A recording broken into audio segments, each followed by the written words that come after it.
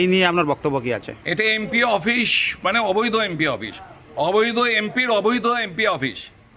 অভিষেক ব্যানার্জি একটা অবৈধ এমপি, ছাপ্পা ভোটে জেতা এমপি, যে মানুষের গণতান্ত্রিক অধিকারকে প্রয়োগ করতে দেয়নি। ও এখানটায় এই রাতারাতি একটা বেকারিকে পুড়িয়ে, সেই বেকারিটাকে পুড়িয়ে ওই 4 তলা অবৈধ বিল্ডিংটা করে, যার কোনো পারমিশন ছিল না। এবং ওই জমিটাকে না হয় লিভস অ্যান্ড মাউন্টসদের নামে, যেটা হাইকোর্টের থেকে সিজ করা আছে ওই জমিটা, সেই জমিটাকে ইডি সিজ করে গেছে। সেই জমিটার বিল্ডিংটা একটা অবৈধ, সেইটাকে আজকে প্রশাসনের পক্ষ থেকে ভেঙে দেওয়া হচ্ছে।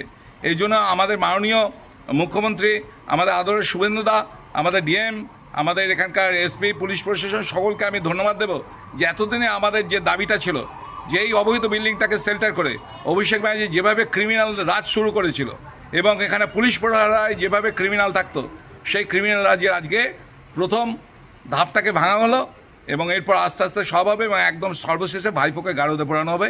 এটাই ডায়মন্ডবাসীর ইচ্ছা এবং আশা করব বিচার ব্যবস্থা এবং প্রশাসন আমাদের বিশ্বাস আছে এবং আমাদের সেই স্বপ্ন সফল হবে।